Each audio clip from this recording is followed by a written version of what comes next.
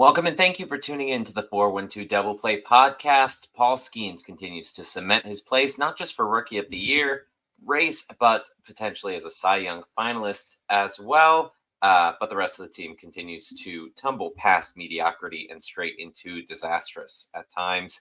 We're entering the final stretch in the season, which has gone horribly off the tracks the past 2 months after getting fans' hopes up just to crush them once more. The Pirates officially will finish with a losing record, 6th straight year, 8 out of the past 9, and 28 out of the last 32 years.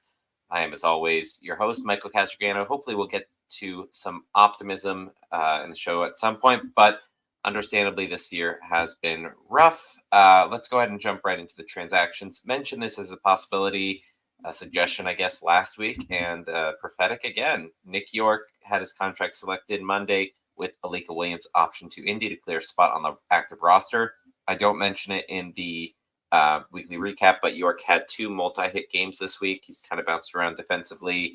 I really like him at second base. I wrote an article last week about both him and Billy Cook, who was recalled the previous week, on SteelCityPirates.com. Check that out if you want a little bit closer look at those 2 prospects and what they bring to the table. It'll be interesting to see how they handle him long term. It does seem like potentially corner outfield is going to be where he ends up, just because they're kind of solidifying the infield. But we'll talk about the offense later on in the episode. Wednesday, Kyle Nicholas was placed on the 15-day IL with Jake Woodford activated for a spot start. Ben Heller transferred from the 15 to the 60-day IL to open a place on the 40-man for Woodford. Next day, Woodford DFA'd, second time this season. Reliever Isaac Matson was selected from Indy. He's a Pitt grad. He was named the Indianapolis Pitcher of the Year. He posted a 3.17 ERA, 89 strikeouts after over 71 innings with the Indians this season.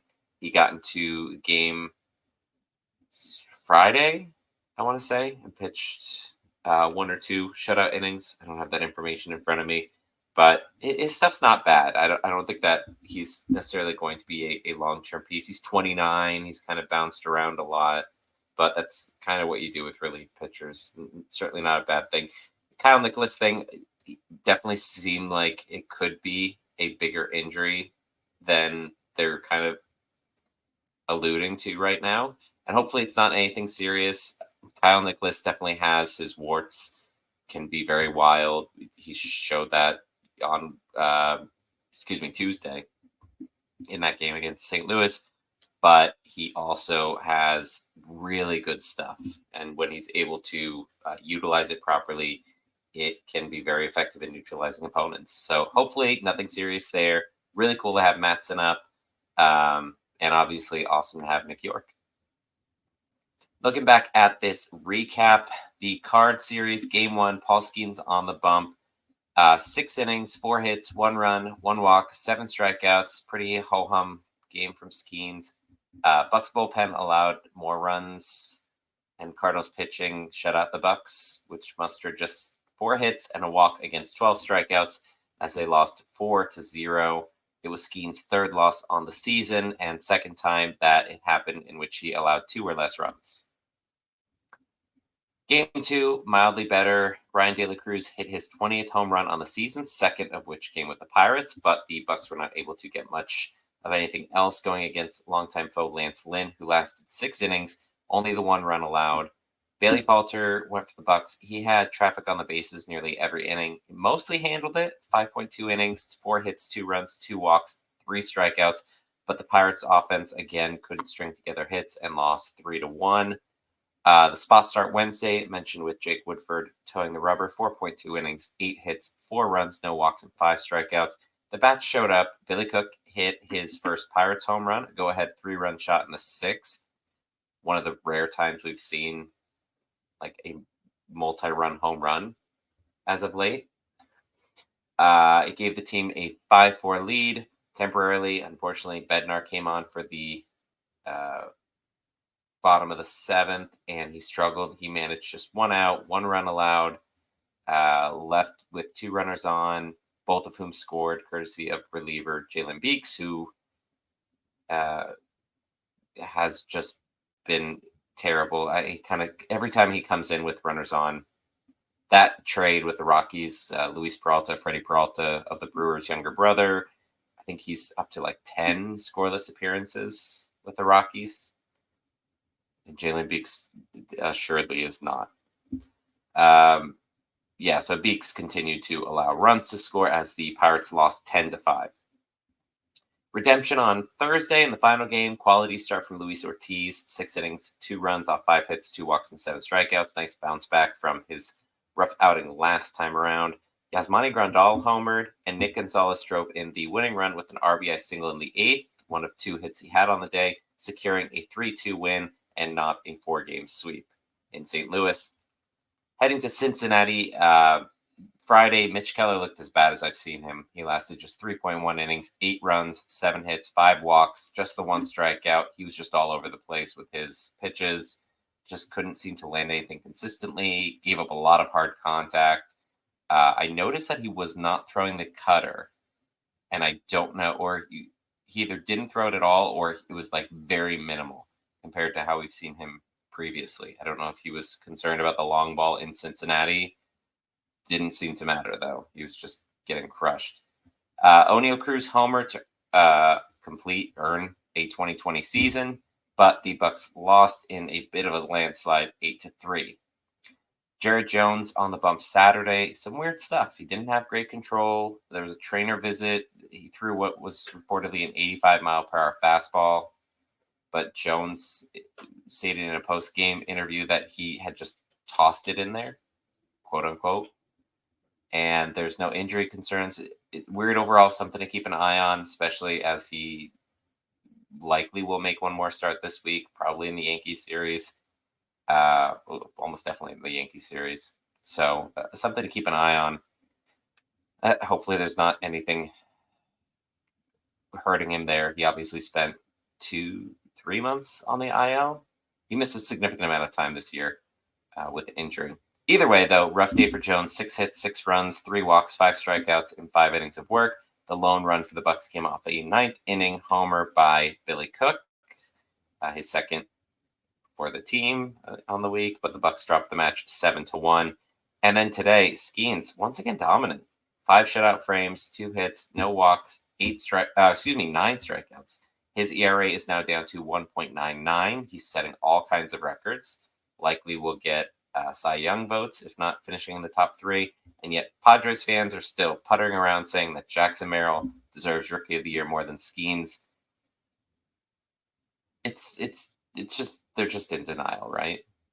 And I've got Jackson Merrill on my fantasy team. He's having a great season. I think he is like top 10 in a lot of stats for National League position players. But I don't feel like this is something that, okay, he should be Rookie of the Year for. He pretty clearly is having an okay season, not a great season, not an elite, not a like record book season like we're seeing with Skeens.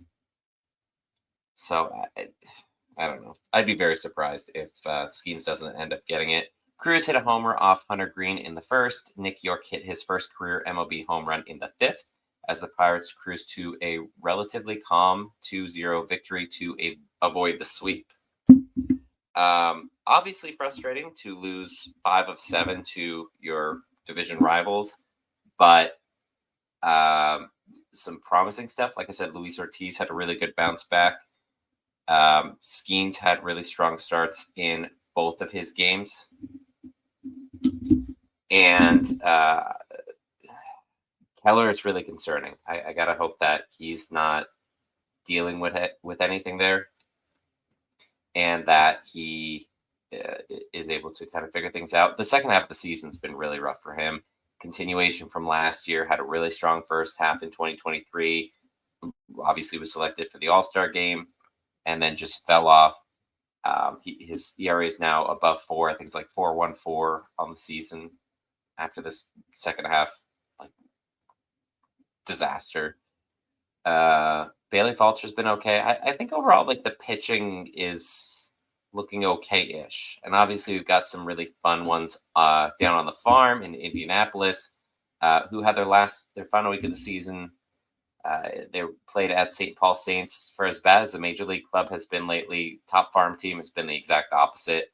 They did fall just a bit short of the postseason bid. They're actually 4 games back, but they had the potential going into the last week of the season. They finished strong. They won 4 of 6 over the St. Paul Saints.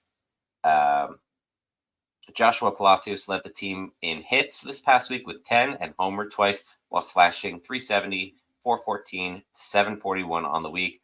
Shang-Chi Chang, whose name I always get some variation of wrong, but you probably know who I'm talking about. He was added to the roster from Altoona. He played in all 6 games, batted .462 with 4 walks and a stolen base. Exciting to see because I didn't feel like he was really lighting it up in Altoona. He had been there for the entire season after a late call-up last year. He's on the 40-man roster, so they kind of need to see something from him. They probably are going to keep him on the roster now after that. Additionally, position player-wise, Andy Rodriguez joined the club this past week as well. He played in 4 games. He was removed from the game on Saturday following a throw to second with reported right forearm fatigue. They did say afterwards that there was no injury, there's no structural damage. He is recovering from Tommy John surgery that occurred after last season. There was not really like strong expectation for him to get back behind the plate this season at any level. It was more like trying to get him hitting. So it's been great that he has. Hopefully they haven't pushed it and re-injured that forearm and he has to have a revision. But hopefully it's all good there. It's just precautionary. He did homer once this week and batted .333. On the pitching side, Mike Burrows, he started the last game of the season. He struck out 10, the most he's had in any start of his professional career, while other call-ups to Indy, Eddie Yean, he had 2 scoreless innings over 2 games this week, and Brandon Bedoy. Bedoy? That's another one I think I always get wrong.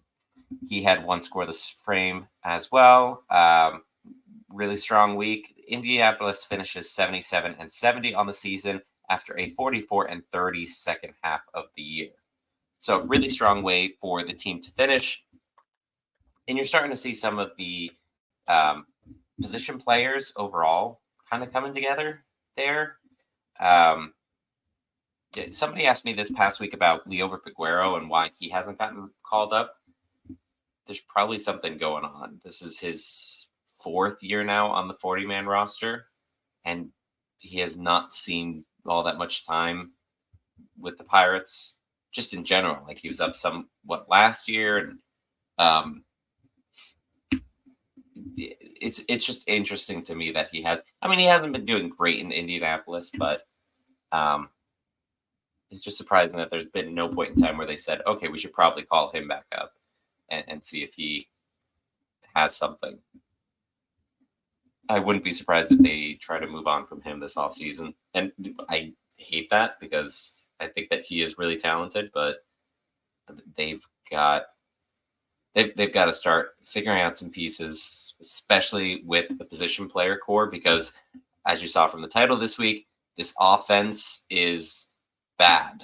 This offense is offensive, and written out is different than hearing it, but this offense is offensive in that they're not good. They're hard to digest.